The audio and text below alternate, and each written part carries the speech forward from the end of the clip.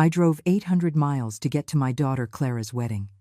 I knocked on her door at 6 o'clock in the morning, my suitcases in hand and my heart full of emotion. When she opened the door, her first reaction wasn't an embrace. She looked at me as if I were a stranger and said, "I'm sorry, Mom. I didn't know you were coming." In that moment, something inside of me broke. 71 years lived, 800 miles driven, and my own daughter was acting as if my presence were an inconvenience. But that was nothing compared to what came next. My son-in-law, Julian, appeared behind her with that phony smile that had always given me a bad feeling, and he let slip the words that would change everything forever. "She thinks $63,000 guarantees your presence here."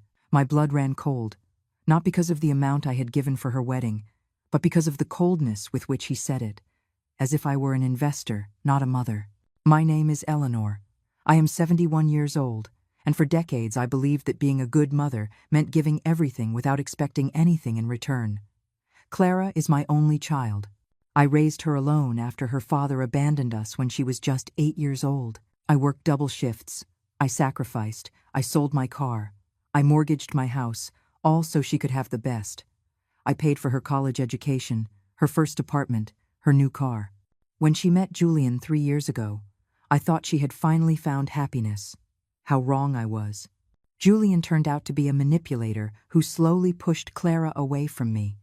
At first, it was subtle comments. "Your mom is very nosy. Don't you think it's time for you to be independent? She treats you like you're a little girl." I watched as my daughter changed, as she grew colder toward me. But I thought it was part of growing up, of starting her own family. When they asked me for money for the wedding, I didn't hesitate for a second. $63,000 was practically all of my retirement savings, but it was for my daughter's happiness. "Mom, we want a perfect wedding," Clara told me with tears in her eyes. "You've always been so generous with us. I promise we'll pay you back." A lie. It was all a lie. The day I transferred the money, Julian told me, "Eleanor, since you're paying for the wedding, you'll obviously be in the front row." I thought it was a joke in poor taste. How could I not be at my own daughter's wedding? But when I arrived that morning, after driving all night, I realized that to them, I was just a walking bank account. "I didn't know you were coming," Clara repeated, without even inviting me inside. She was wearing a pink silk robe, getting ready for the most important day of her life, and I was an obstacle. Julian stepped closer and added, "Eleanor, the ceremony is very intimate. Just close family. Close family." As if I weren't her mother. As if I hadn't been the one who comforted her during nightmares, who cared for her when she was sick, who worked until I bled to give her everything she needed. "But I am your mother," I said to Clara, feeling my voice break. "I am your closest family." She looked away, clearly uncomfortable. "Mom, it's just that we already have everything organized. The seating at the church, the reception, it's all calculated." Calculated. Such a cold word to describe her wedding day. Julian took control of the conversation, as he always did. "Look, Eleanor, we really appreciate your contribution, but Clara and I decided we want a small ceremony for just our nearest and dearest. Nearest and dearest." I, who had given everything for that girl, was not part of the nearest and dearest. It was in that moment that something shifted inside me. A coldness I had never felt before spread through my entire body. I looked at Clara, searching her eyes for any trace of the child I had raised, but I only found indifference. I had raised a stranger. I had loved someone who saw me as an ATM. "I understand," I finally said, with a calmness that surprised even me. "I understand perfectly," Julian smiled, thinking he had won. Clara sighed in relief, believing the awkward moment had passed. But they didn't know that I had secrets too. Secrets that were about to change all the rules of the game.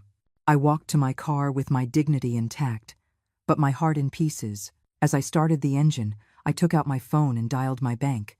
"Good morning. I need to freeze a transfer I made 2 weeks ago." The voice on the other end of the line was professional and efficient. "Of course, ma'am. What is the reason?" "Family fraud," I replied without hesitation. In 5 minutes, the $63,000 were frozen. Clara's perfect wedding had just turned into her worst nightmare, but this was only the beginning. As I drove back into the city, my phone started ringing. Once, twice, 3 times. I let it ring. I knew exactly who it was and why they were calling. The bank notification had arrived in Clara's account. Transfer frozen by sender. I could imagine Julian's face when he found out. I could imagine the panic in my daughter's eyes when she realized her perfect wedding was falling apart. But I wasn't going to answer. Not yet. After so many years of being the mother who was always available, who always solved the problems, who always said yes, it was time for them to learn what desperation felt like. It was time for them to know what it meant to need someone and have that person not be there. I checked into the most elegant hotel in the city, not the cheap motel where I always stayed when I came to visit them. This time, I wanted luxury. I wanted to feel valued, even if it was by strangers who treated me with respect in exchange for money. The receptionist gave me a genuine smile when I checked in. "Welcome, Mrs. Eleanor. We hope you enjoy your stay." How different it was to be treated like a distinguished guest instead of a nuisance. In my room, a suite with a view of the lake, I poured myself a glass of wine and sat down to wait. I didn't have to wait long. My phone exploded with calls. First call, Clara. Second call, Julian. Third call, Clara again. Fourth call, an unknown number, probably Julian from another phone. Fifth, sixth, seventh call. I let them all go to voicemail. Finally, I decided to listen to the messages. Clara's voice sounded desperate. "Mom, please, I need to talk to you. There was an error with the bank. Call me, please." An error. How convenient to call it an error now that she needed my money. The second message was from Julian, and his tone was completely different. "Eleanor, I don't know what little game you're playing, but this is serious. We have vendors to pay, a hall reserved, guests coming from out of state. Fix this immediately." A little game. That word made me laugh. Because if this was a game, I had just changed the rules, and they didn't know I held all the winning cards. But what really shocked me was the third message, also from Julian. "Listen to me, you old woman. I don't know what's wrong with you, but if you don't fix this in the next 2 hours, you're going to regret it. Clara is crying because of you. Is that what you want?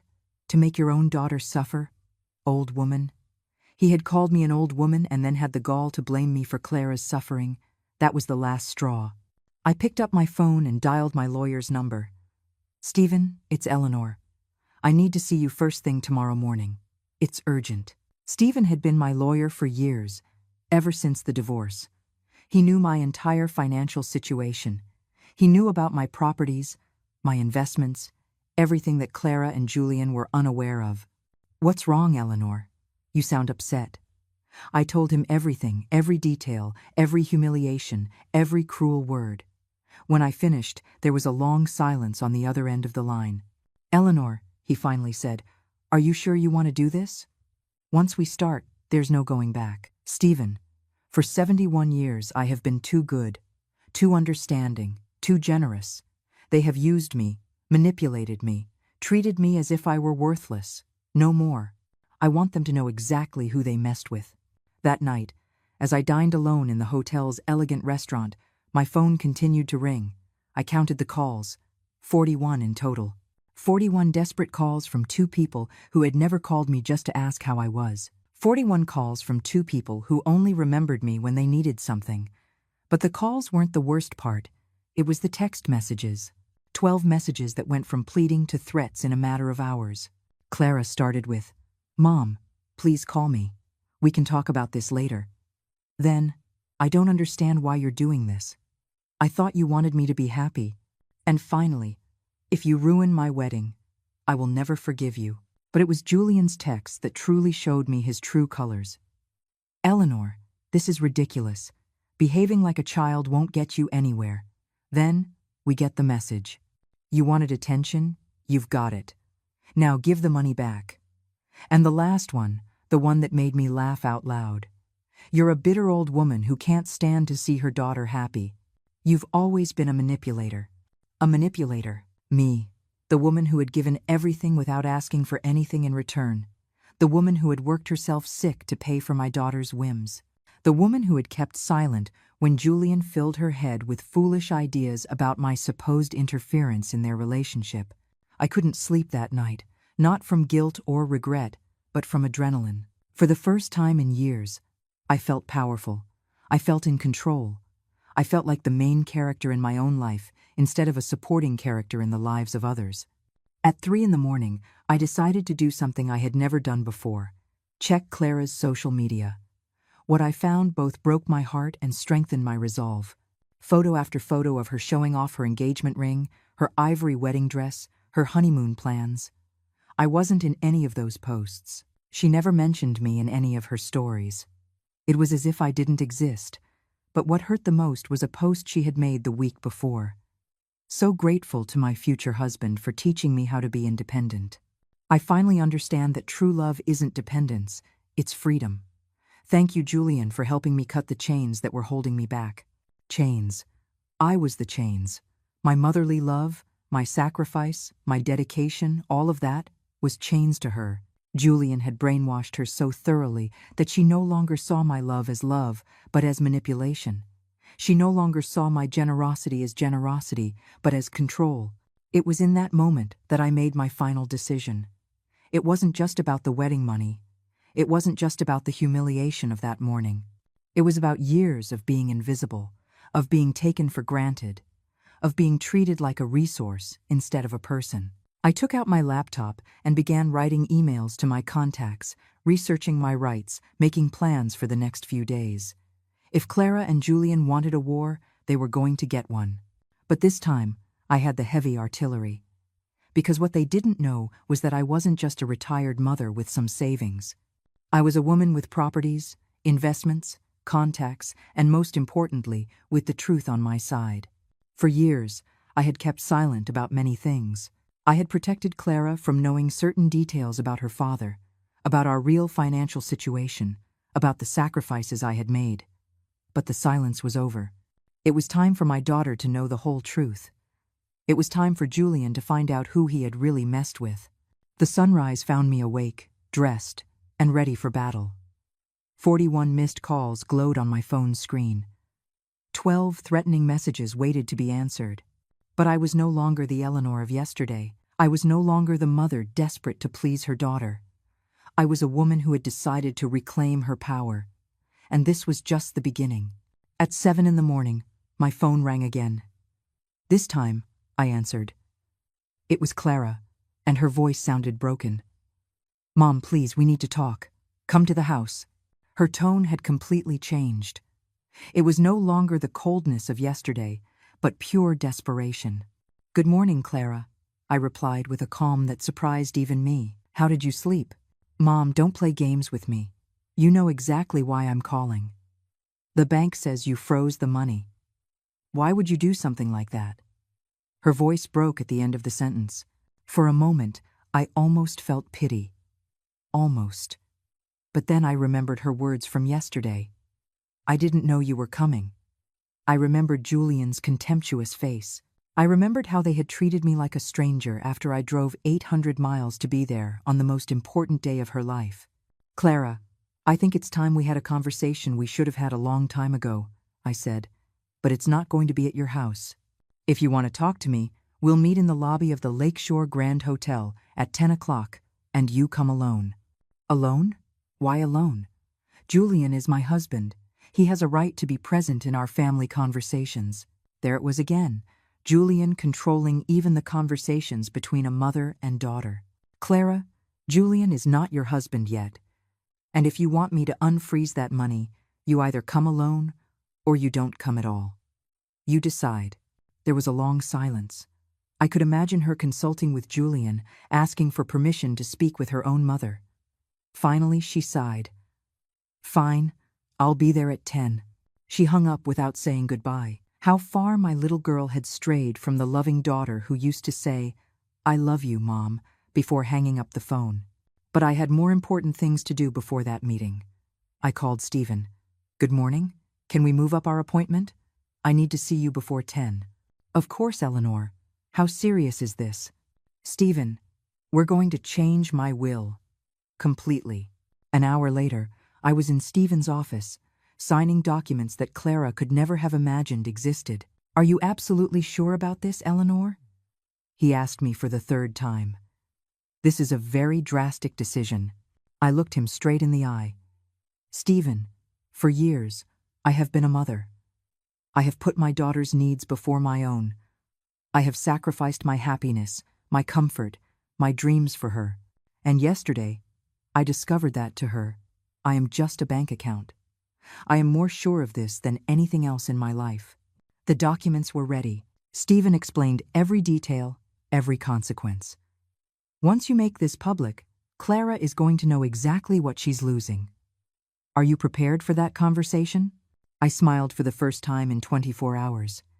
Stephen, I've been preparing for that conversation my whole life.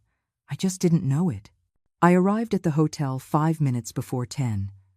Clara was already there, sitting in a lobby armchair with her eyes red from crying. She was wearing a light green dress I had given her last year for her birthday.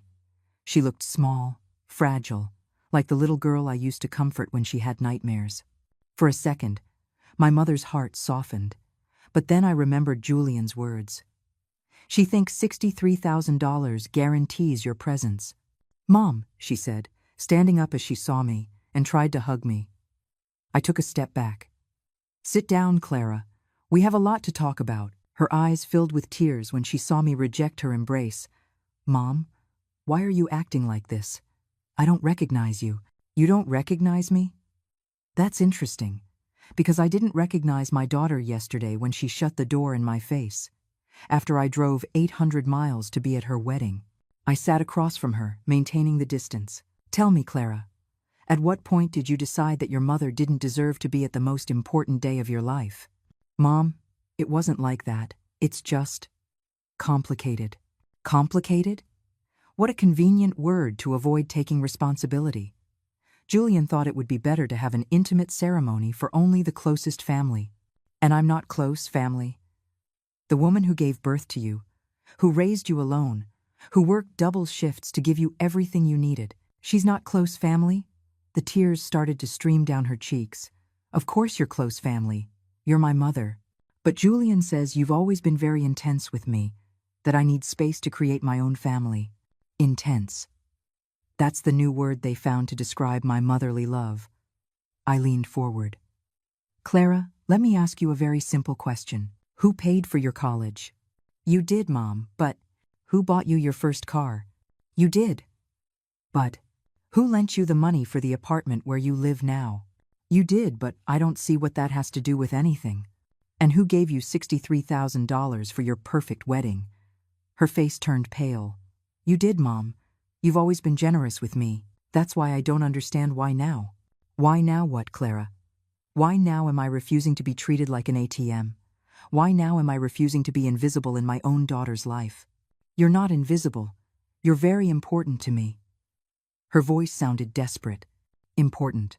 Clara, yesterday, your fiancé told me that you two believed $63,000 guaranteed my presence at the wedding, as if I were a guest who had bought a ticket, as if my place in your life depended on how much money I gave you. Julian didn't mean it like that. He was just nervous about the wedding. You know how people get when they're stressed. There she was again, defending Julian, justifying the unjustifiable. Clara, do you know what the saddest part of all this is? You can't even see when someone is manipulating you anymore. Julian has brainwashed you so well that you now believe your mother's love is toxic. He hasn't brainwashed me. Julian helps me be independent. He helps me grow as a person. Independent. How ironic. Independent, Clara. You're not independent. You've gone from depending on me to depending on him. The difference is, I never made you feel guilty for needing me. That's not true. Julian truly loves me. He wants what's best for me. What's best for you, and what's best for you includes humiliating your mother on your wedding day? It includes treating me like a stranger after everything I've done for you? Clara stood up, clearly agitated. Mom, stop. I came here to ask you to unfreeze the money. The wedding is tomorrow. We have everything paid for with that money. If you don't release it, we're going to be humiliated in front of all our guests. Oh, so now you need me. Now I'm important. What a coincidence that your filial love shows up just when you need something from me. I stood up too, looking her directly in the eye. Tell me one thing, Clara. In the last 6 months, how many times did you call me just to see how I was doing? How many times did you come to visit me without asking for something?" Her silence was more eloquent than any answer. "Exactly. 0 times. The only time you talk to me is when you need something. Money, favors, for me to watch your dog when you go on trips. But you never call just because you miss your mother. That's not true. I love you, Mom." "You love me? Really?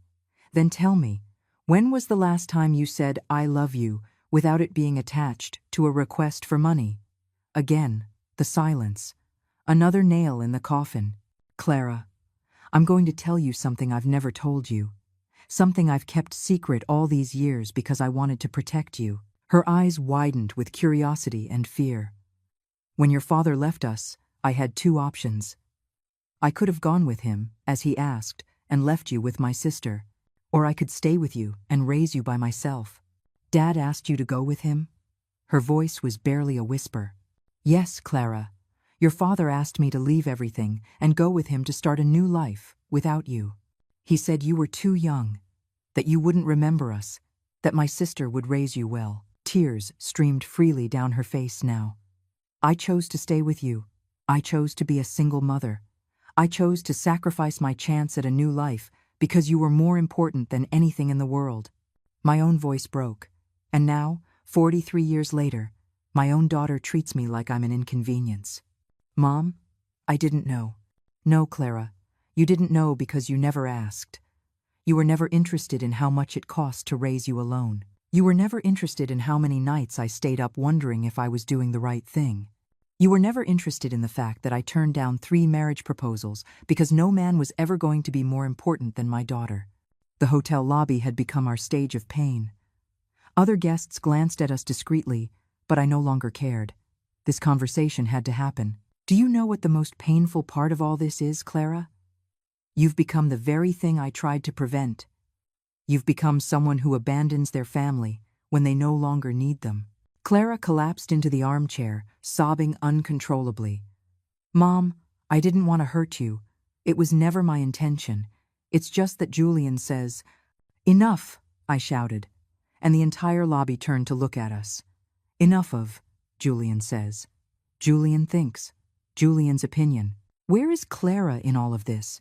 Where is my daughter who had a mind of her own?" I don't know what to say." Her voice was that of a lost child. "Julian helps me see things differently. He says you've been very controlling, that you never let me grow up." Controlling. There was that word again. "Clara, tell me something. When have I controlled you? When have I forbidden you from doing something you truly wanted to do?" "Well, you always had an opinion about my boyfriends. An opinion, not a prohibition. Remember David? That boy who hit you in college. Do you remember what I told you?" Her eyes filled with recognition. "You told me that no man had the right to lay a hand on me." "Exactly. And was that control? Or was that a mother's protection?" "It was protection," she admitted in a low voice. "And what about Evan, the one who cheated on you with your best friend? Do you remember what I told you? You told me I deserved someone who respected me. And was that control? Or was that love?" Silence. "So, explain to me how Julian has convinced you that my love is control and his manipulation is freedom." Clara fell silent, processing my words. I could see the confusion in her eyes, the internal struggle between what she felt and what she had been taught to think. "Mom, Julian doesn't manipulate me. He loves me." "He loves you, Clara? A man who loves you doesn't push you away from your mother. A man who loves you doesn't make you choose between him and your family. A man who loves you doesn't convince you to treat the person who has loved you most in your life poorly. But he says I need to be independent. Clara, look around you. Look at this luxurious hotel where I'm staying. Do you think a dependent woman can afford this? Do you think a woman with no resources can freeze $63,000 as if it were pocket change?" Her eyes widened in surprise. "I hadn't thought of that." "No, because Julian has made you believe I'm a needy old woman who depends on you too. But the reality is very different, my love." I took out my phone and showed her the screen. "This is my main bank account. Read the figure." Her eyes widened like saucers. "Mom, is this real?" Very real. And this is just one of my accounts. Do you want to see the others? I don't understand where all this money came from. Work, smart investments, properties I bought when you were little. Remember those weekends I would take you to visit friends? I was actually looking at properties, making investments, building a future for both of us. Clara put her hands to her mouth. All this time you've had so much money, and you never told me. For what? So you would love me for my money? So Julian would set his sights on my bank account instead of your heart? I wanted you to love me for who I am, not for what I have. But Mom, if you have so much money, why did you work so hard? Why did you always say money was tight? Because I wanted to teach you the value of hard work. I wanted you to know that good things are earned. I wanted to raise you with values, not with whims. The tears returned to her eyes. Mom, I feel awful. I didn't know any of this. No, Clara, you didn't know because you never asked. In all these years, you were never interested in how I was really doing, what plans I had, what I dreamed for my future. You were only interested in what I could give you. That's not true. Her voice was less convincing each time. No? Then tell me. Do you know what my favorite color is? Silence. Do you know what my favorite food is? More silence. Do you know what I like to do in my free time? The silence was deafening. You know nothing about me, Clara. To you, I'm just Mom, the one who solves problems and gives money. But I am Eleanor.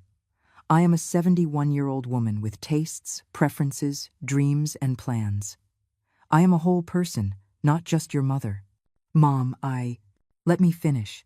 Yesterday, when Julian said you two thought $63,000 guaranteed my presence, he confirmed what I already knew. To you two, my value is measured in money. As long as I can give, I'm useful. When I can't, I'll be disposable. Don't say that. You know I love you. You love me? Then answer this.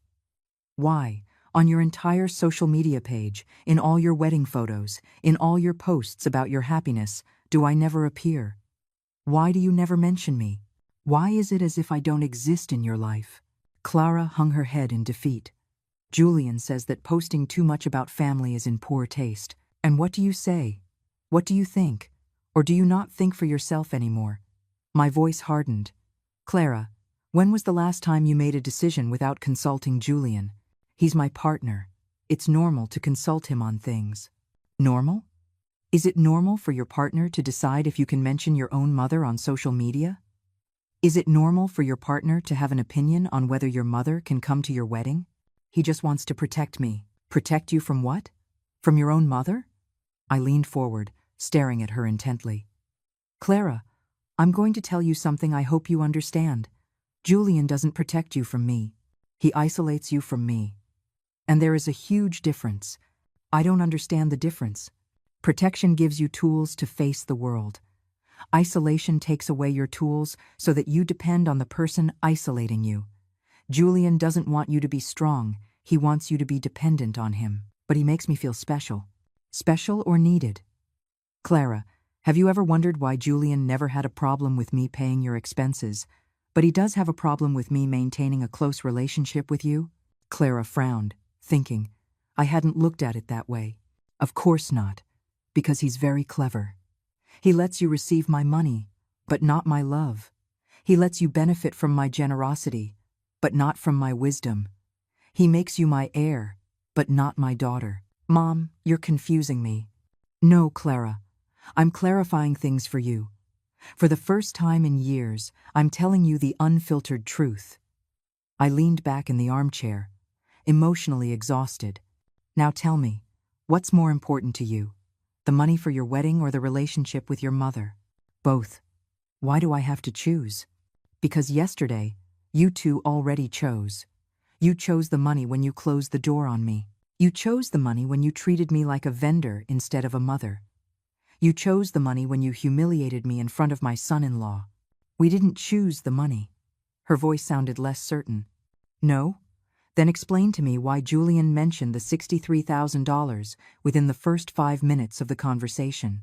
Explain to me why his first concern wasn't apologizing for treating me poorly, but ensuring the money was still available. Clara fell silent, processing. I could see in her eyes that the pieces of the puzzle were starting to fit together. Mom, what do you want me to do? I want you to think. To think for yourself, without Julian's influence. I want you to remember who you were before you met him. Were you more dependent on me, or were you more authentic? Silence. Clara, before Julian, when was the last time you spoke rudely to me? When was the last time you disrespected me? Another revealing silence. Never, she finally admitted. Never, because I taught you to respect your mother. I taught you that family is sacred. I taught you values that Julian is destroying one by one. I stood up, tired of the conversation. Clara, I'm going to give you 24 hours to decide what's more important to you. If by this time tomorrow you haven't made a decision, I will make one for you, and I assure you, you won't like my decision. What decision, Mom? What are you going to do? That depends on you. But remember something. I have lived 71 years without Julian. I can perfectly well live another 20 without him. The question is, can you live without your mother? I walked away, leaving her there, sobbing in the hotel lobby. But this time, her tears didn't stop me. This time, my pain was stronger than my maternal instinct to comfort her. Because it was time for Clara to learn that actions have consequences, and that a mother's love, though infinite, is not unconditional when it comes to respect and dignity. That afternoon, I dedicated myself to doing something I hadn't done in years, taking care of myself. I went to the hotel spa, got a massage, a manicure, a pedicure. I got my hair cut at the fanciest salon in the city. I bought new clothes that made me feel powerful and elegant, because I had made a decision. I was no longer going to dress like the long-suffering mother everyone expected. I was going to dress like the successful woman I truly was. As I was trying on an elegant red dress in the most expensive boutique on Michigan Avenue, my phone rang. It was Julian. This time, I decided to answer. Hello. My voice was cold, distant. Eleanor, we need to talk. His tone was no longer arrogant like yesterday. There was a note of nervousness that I enjoyed hearing. Speak, I said as I admired myself in the mirror. The red dress fit me perfectly. Look, I think there was a misunderstanding yesterday. Clara is very upset, and so am I. The wedding is tomorrow, and we need to sort this out. A misunderstanding. What a convenient word. There was no misunderstanding, Julian. You two were very clear yesterday. I was not welcome at my own daughter's wedding. The message was received loud and clear. That's not what we meant. We were stressed. You know how weddings are. Julian, let me ask you something. In these 3 years, have you ever treated me like your girlfriend's mother, or have you always seen me as an obstacle? There was a long silence. I don't know what you're talking about, Eleanor. I've always respected you. I laughed, a genuine laugh that surprised even the saleswoman. Respected me? Calling me an old woman is respect? Saying I'm a manipulator is respect? Convincing my daughter that my love is toxic is respect? I never said those things. Julian, do you think I'm stupid? I'm 71 years old. I'm not a naive teenager. I know exactly what you've been doing. You've been poisoning my daughter against me since the day you met her. That's a lie. I love Clara. Do you love her? Or do you love what she can give you? Because a man who loves a woman doesn't push her away from her family. A man who loves a woman helps her be a better daughter, not a worse one. Clara is an adult who can make her own decisions. Her own decisions? Julian, Clara hasn't made a decision of her own since she met you. Everything she thinks, everything she feels, everything she decides, first goes through your filter. I signaled to the saleswoman to wrap up the red dress. I was taking it. Eleanor, we didn't call to argue about our relationship. We called to ask you to release the wedding funds. Ah, there's the truth. You didn't call to apologize for treating me poorly. You didn't call because you realized you made a mistake. You called for the money. The wedding is tomorrow. We have commitments, vendors to pay. We can't cancel everything at the last minute. And that's my problem? You two decided I wasn't important enough to be at the wedding. Now I'm deciding your wedding isn't important enough for my money. You're being very cruel, Eleanor. Do you really want to ruin your own daughter's wedding? Cruel. That word stopped me in my tracks. Julian, do you know what's cruel? Cruel is raising a daughter alone for 43 years and having her shut the door in your face on her wedding day. Cruel is working yourself sick to give your daughter everything and having her treat you like a stranger. Cruel is loving unconditionally and receiving contempt in return. But the money is already committed. People are coming from out of town. It will be a public humiliation. Exactly. It will be a public humiliation. Like the humiliation you put me through yesterday when you treated me as if I were an intruder in my own daughter's life. Eleanor, be reasonable. We can fix this. You can come to the wedding. We'll save a special seat for you. A special seat. After paying $63,000, they were offering me a special seat as if it were charity. A special seat. Like what? In the back row? In the kitchen? Or maybe standing outside watching the cars? My voice grew harder with each word. Don't offer me crumbs after you've taken the whole banquet. Fine, fine. Front row, next to Clara's parents. Julian, I am Clara's mother. I don't need to be next to the parents. I am the closest family she has, or at least I was, until you brainwashed her. Eleanor, tell me what you want. What do you need to release the money? There it was, the million-dollar question. Literally. What I want, Julian, is for my daughter to remember who her mother is. What I want is for her to understand that respect can't be bought with money. What I want is for her to learn that actions have consequences. And how do we do that? Very simple. I want Clara to come to my hotel tonight, alone, without you. And I want her to apologize to me, not for the money, but for disrespecting me. And I want her to promise me that she will never again let anyone push her away from her mother. That's emotional blackmail. Emotional blackmail? Julian, do you know what emotional blackmail is? It's convincing a daughter that her mother is toxic so you can control her better. It's making a woman feel guilty for loving her family. It's using love as a weapon of manipulation. I have never done that. No? Then explain to me why Clara, who used to call me every day, now only calls when she needs money. Explain to me why Clara, who used to visit every weekend, now comes once a month if I'm lucky. That's normal when people get married. Priorities change. Priorities change, Julian. But family love doesn't disappear, unless someone is actively working to destroy it. I hung up the phone without giving him a chance to respond. I was tired of his justifications, his manipulations, his arrogance. But most of all, I was tired of being treated like I was the problem when I was clearly the victim. That night, as I dined alone in the hotel restaurant, I reflected on the whole situation. For the first time in years, I felt free. Free from the constant worry of pleasing Clara, free from the anxiety of doing something wrong that might push her away, free from walking on eggshells so as not to upset Julian, because I had understood something fundamental. I hadn't lost my daughter. My daughter had lost herself. And until she found herself again, until she remembered who she was before Julian, there was no relationship to save. My phone vibrated with a text message. It was Clara.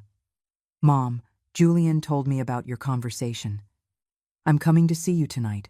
We need to talk. For the first time in 24 hours, I genuinely smiled. Maybe, just maybe, my daughter was starting to wake up. But I was no longer the desperate mother willing to accept any crumb of attention. I was a woman who knew her worth, and who was not going to accept anything less than the respect she deserved. The war was just beginning, and this time I had all the weapons. Clara arrived at my suite at 8 o'clock in the evening. When I opened the door, her appearance surprised me. Her eyes were swollen from crying, her hair was disheveled, and she was wearing the same wrinkled clothes from the morning. She looked destroyed, but for the first time in years, she had come alone. "Come in," I said, remaining composed. She entered slowly, looking at the elegant suite in awe. "Mom, this place is incredible." "Yes, it island. When you value yourself, you treat yourself as you deserve," I replied, pouring 2 glasses of wine. "Do you want one?" "Yes, please. I need something to calm my nerves." She took the glass with trembling hands. "Mom, I've been thinking all day about our conversation this morning, and I think you were right about a lot of things." "About a lot of things?" "No, Clara, I was right about everything." My voice was firm, but not cruel. "The question is whether you're ready to admit it." She sat on the sofa, burying her head in her hands. I don't know what's wrong with me, Mom. It's like I've lost the connection to myself. You didn't lose it, my love. It was taken from you. I sat across from her, studying her face. Tell me something, Clara. When was the last time you made an important decision without consulting Julian? She looked up, confused. I don't understand the question. It's very simple. When was the last time you said, "This is what I want," regardless of his opinion? Clara thought for a long time. I don't remember. Exactly. Because for 3 years, you haven't been you. You've been the version of you that Julian needs you to be. But he loves me. He tells me I'm perfect for him. Clara, have you ever wondered why you're perfect for him? Is it because he truly knows and accepts you for who you are? Or is it because you've molded your personality to fit what he wants? The tears started to run down her cheeks again. Mom, I'm so confused. Julian says he's helping me grow, but you say he's controlling me. I don't know who to believe. Don't believe anyone, Clara. Believe yourself. Listen to your heart, not to outside voices. But how do I do that? I don't even know what my own voice is anymore. Let's start with something simple. Tell me, did you really want such a big, expensive wedding? Clara frowned.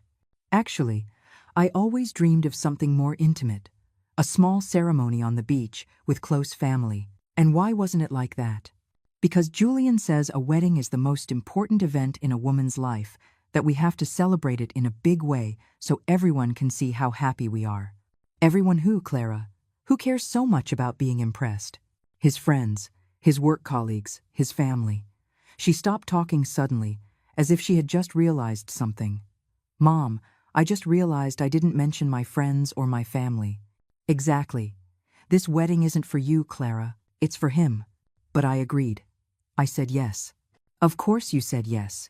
Julian is very clever. He didn't force you directly. He convinced you it was your idea. I stood up and walked to the window. Clara, do you remember what you were like before you met him? You were more spontaneous, more joyful, more yourself. Yes. Her voice was barely a whisper. Mom, is it normal for my fiancé to constantly criticize me, to tell me how to dress, how to talk, who to associate with? My heart sped up. She was finally starting to see reality. No, my love, that's not normal. That's control. But he says he does it because he loves me, because he wants me to be the best version of myself. Clara, the best version of yourself is the authentic version, not the version he wants to mold. I turned to look at her directly. A man who truly loves you, accepts you as you are, and helps you shine by being yourself. He doesn't change you to fit his idea of perfection. Mom, I'm scared. Of what? That you're right. That I've made a terrible mistake. That tomorrow I'm going to marry someone who doesn't really know me. And what scares you most about that? That it's too late to change my mind. She stood up abruptly, pacing the room. Mom, everything is paid for. The guests have already arrived. Julian's family came from another state. If I cancel now, it's going to be a horrible scandal. Clara, would you prefer a one-day scandal or a lifetime of unhappiness? My question stopped her in her tracks. A marriage isn't an event, my love. It's a whole life. And if you have doubts now, imagine yourself in 10 years. But Julian will be furious. He'll say I'm crazy, that I'm irresponsible. And does that matter more to you than your own happiness? No. But there are no buts, Clara.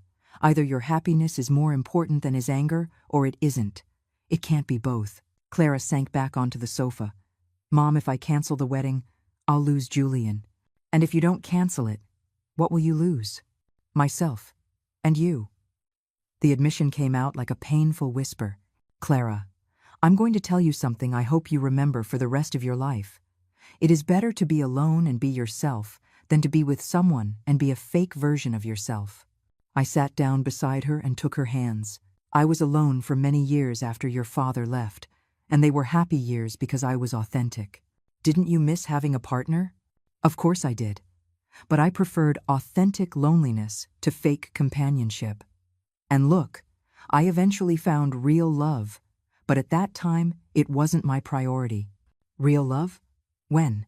5 years ago, I met a wonderful man, Arthur. But I didn't tell you about him because by then, Julian had already convinced you that I was problematic. Her eyes widened like saucers. You have a boyfriend, and you never told me? Clara, I tried to tell you several times, but every time I mentioned I had met someone, you would change the subject or tell me to be careful with men who take advantage of older women. That sounds like something Julian would say. Exactly. Because they weren't your words anymore. They were his words coming out of your mouth. I stood up, went to my purse, and took out a photo. Look, it was a photo of Arthur and me on our last trip together. We looked happy, relaxed, in love. Mom, he looks like he really loves you. He adores me, and I adore him. But I have never allowed him to change me or to push me away from you. Because when love is real, it doesn't destroy existing relationships, it enriches them. Does he want to meet me? He's dying to meet you.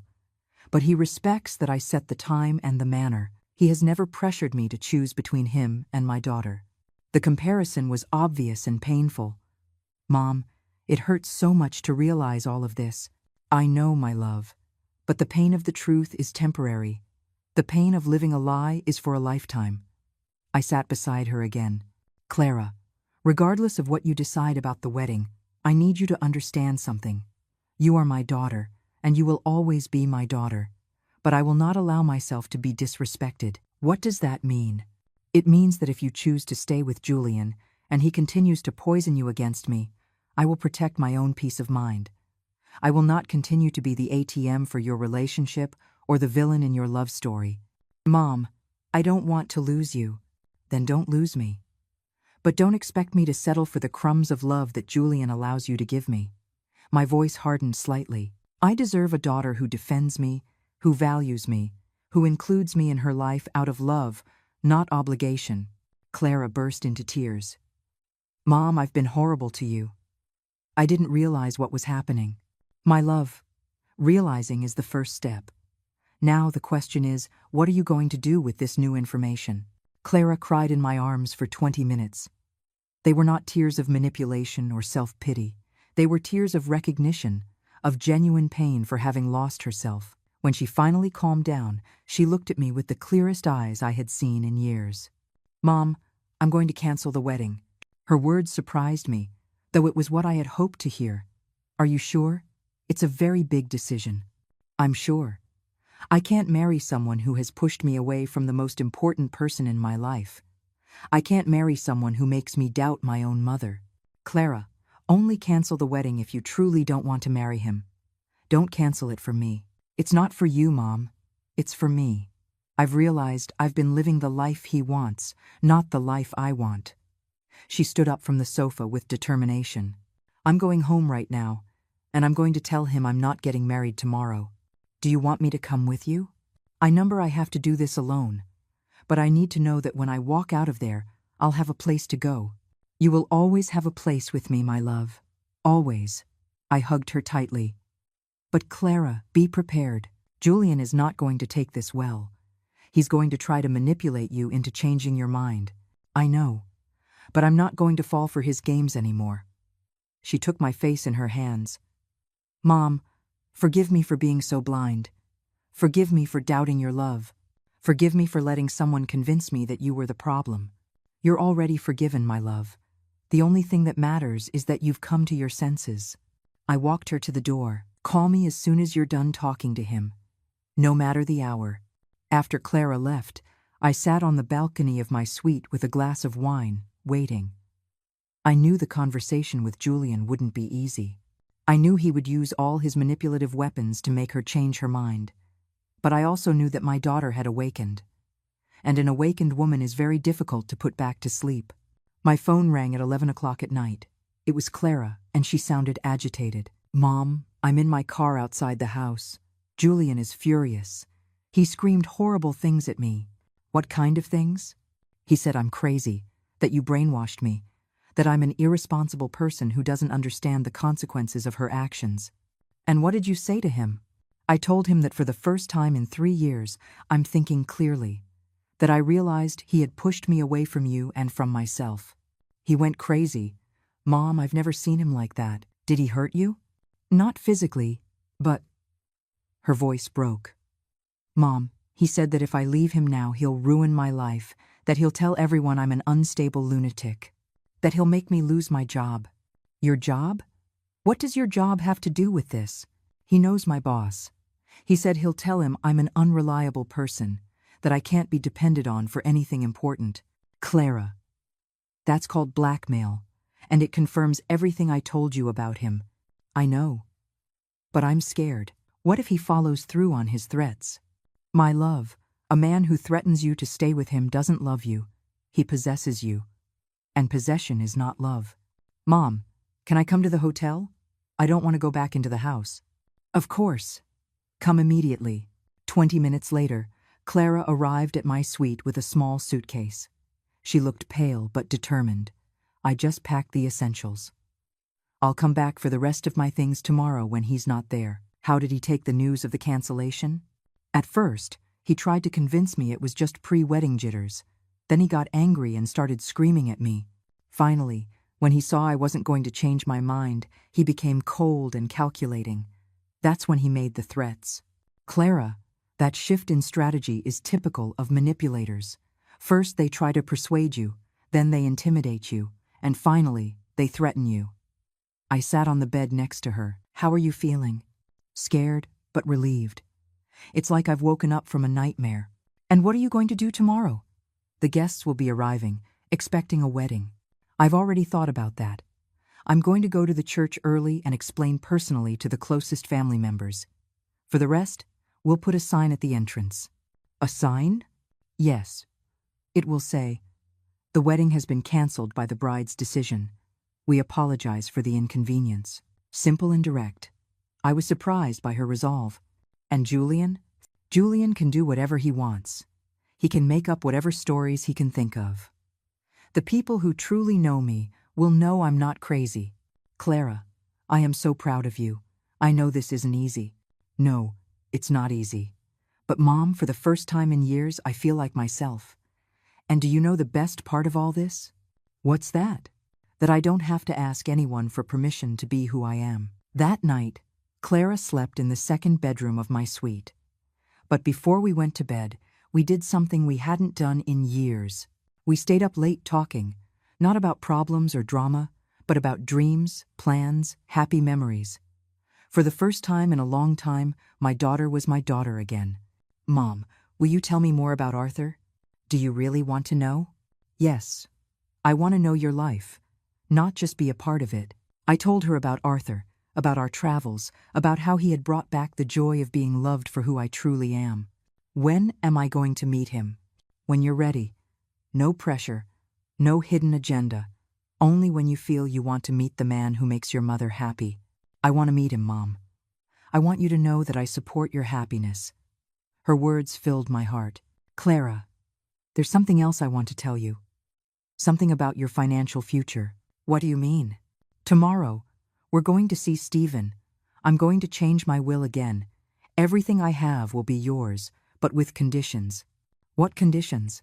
That you never allow anyone to manipulate you using my money. That you use that inheritance to be independent, not to buy love. And that if you ever have children, you teach them the value of family respect. Mom, I don't need your money to love you.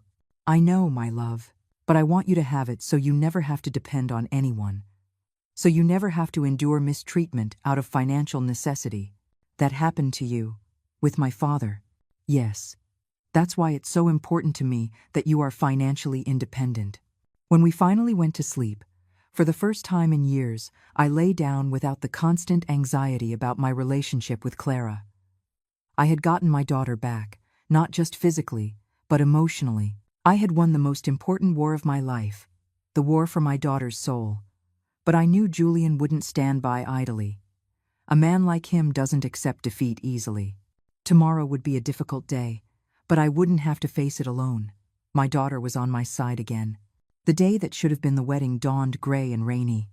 Clara woke up early, more determined than ever. Mom, I want to go to the church before Julian gets there. I need to speak with Father Alexander and the relatives who have already arrived. Do you want me to come with you? No. I have to do this alone, too. But I need to ask you for a favor. Anything you need. Can you unfreeze the money? not for the wedding, but to pay back the vendors who are not at fault. It would be unfair for them to lose their money because of my decisions. I felt so proud in that moment. My daughter had regained not only her authenticity, but also her sense of justice. Of course, as soon as the bank opens, I'll make the transfer. Thank you, Mom. Now I understand it was never about the money. It was about respect. Clara left at 8 in the morning. I stayed at the hotel, waiting for news and preparing for what I knew was coming. Julian's revenge. I didn't have to wait long. At 10 in the morning, my phone began to ring with unknown numbers. First call, Eleanor? This is Letitia, Julian's sister. What have you done to Clara? She's acting like a crazy person. Second call, this is Beatrice, Julian's mother. We demand an explanation. You have ruined my son's life. Third call, Eleanor. This is David, the best man. This is a scandal. How could you let Clara do this? I answered every call with the same response. Julian knows exactly why Clara made this decision. If you want answers, ask him, because I knew Julian had told them his version of events, where I was the manipulative villain who had destroyed their happiness. But the call that truly surprised me was from a number I didn't recognize. Mrs. Eleanor? This is Ivan, a reporter from the local news channel. We have information that the Julian-Clara wedding was canceled at the last minute due to family interference. Could you give us your version of events? There it was. Julian had called the press. He wanted to turn this into a public scandal, to pressure Clara into going back to him. I have no comment for the press, I replied and hung up. But I knew this was only the beginning. Clara returned to the hotel at noon, exhausted but at peace. How did it go? Better than I expected. Father Alexander was very understanding. He said he'd rather have a canceled wedding than an unhappy marriage. And our relatives, most of them understood. Some were upset, but when I explained that I had serious doubts about the relationship, they said I did the right thing. And Julian? He arrived as I was finishing, explaining the situation. He made a terrible scene, screaming that you had brainwashed me, that I was hysterical, that he had invested 3 years of his life in me. How did people react? Mom, that's when I realized that a lot of people already knew what Julian was really like. His own aunt told me afterward. Clara, my nephew has always been controlling. I'm glad you realized it before the marriage. Really? Yes. Apparently, it was no secret to anyone except me. But the conversation was interrupted when Clara's phone began to ring insistently. It was Julian. She hesitated before answering. Put it on speaker, I suggested. I want to hear what he has to say now that his plan has been ruined. Clara, thank God you answered. Listen, we can fix this. I know your mother filled your head with silly ideas, but we can get past it. His voice sounded desperate. Julian, they're not silly ideas. They are things I should have seen a long time ago. Clara, love, you're confused. Your mother is jealous of our relationship. She can't stand that you're happy without her.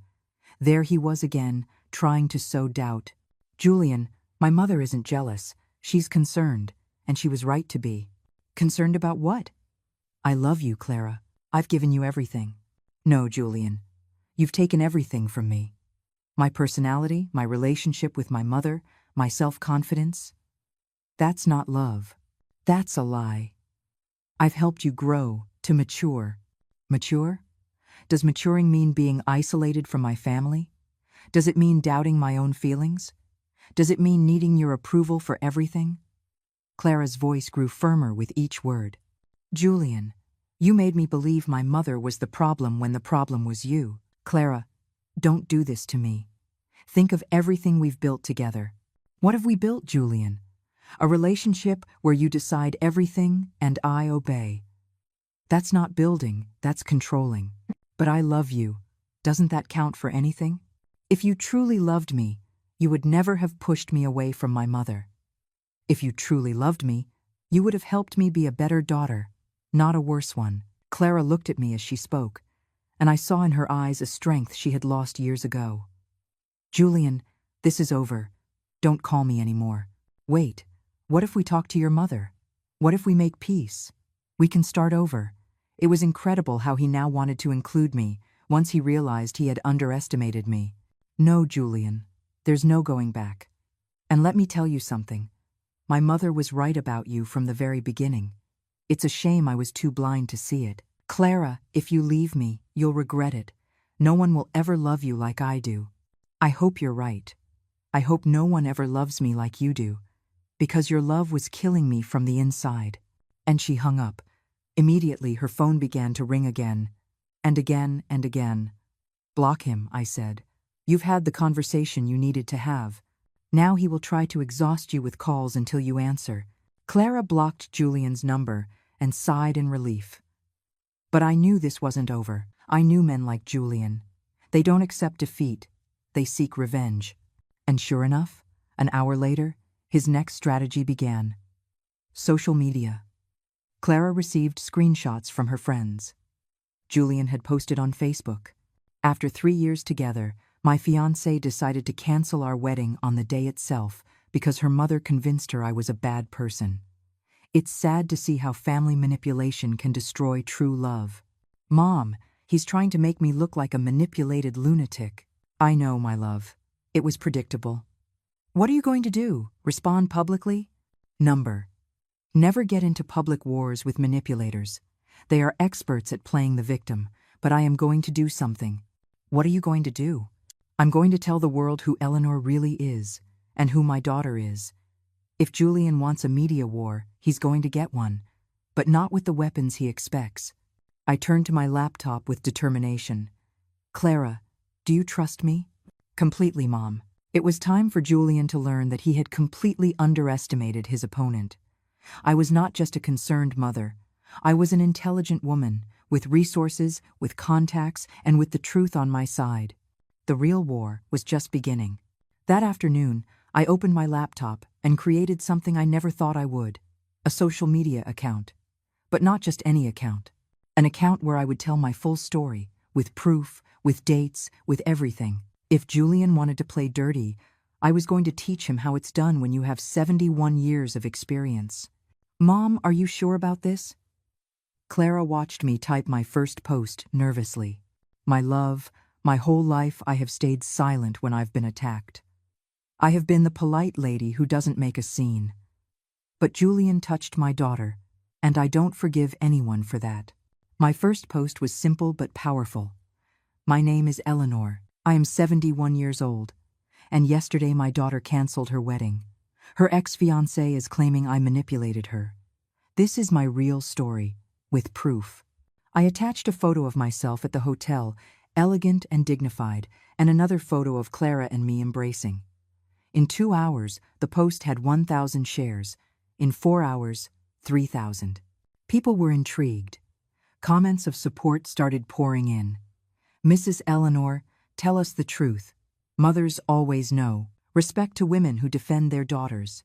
My second post was more direct. Julian says I manipulated my daughter. Let me show you the last conversations we had before she decided to cancel the wedding. I posted screenshots of his threatening messages, his insults, his blackmail attempts. Does this seem like the behavior of a man in love? The effect was immediate. The comments grew more intense. That man is an abuser. Good thing Clara realized in time. Julian is a classic manipulator. The narrative was changing. But my most powerful post was the third one.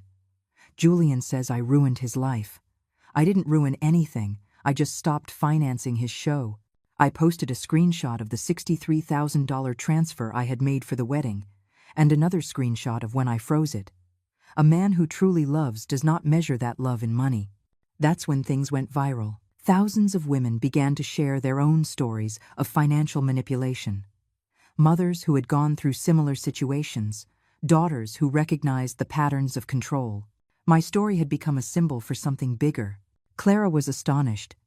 Mom, you have 50,000 followers in one day. I know, my love. Because there are many women who have lived this. I just put into words what many have felt. And Julian? Julian is desperate. Look, my daughter's ex-fiancé had started to respond aggressively on social media, but every response made him look worse. That old woman is lying. Clara was happy until her mother interfered. Eleanor is a professional manipulator. Every comment he made generated more support for us.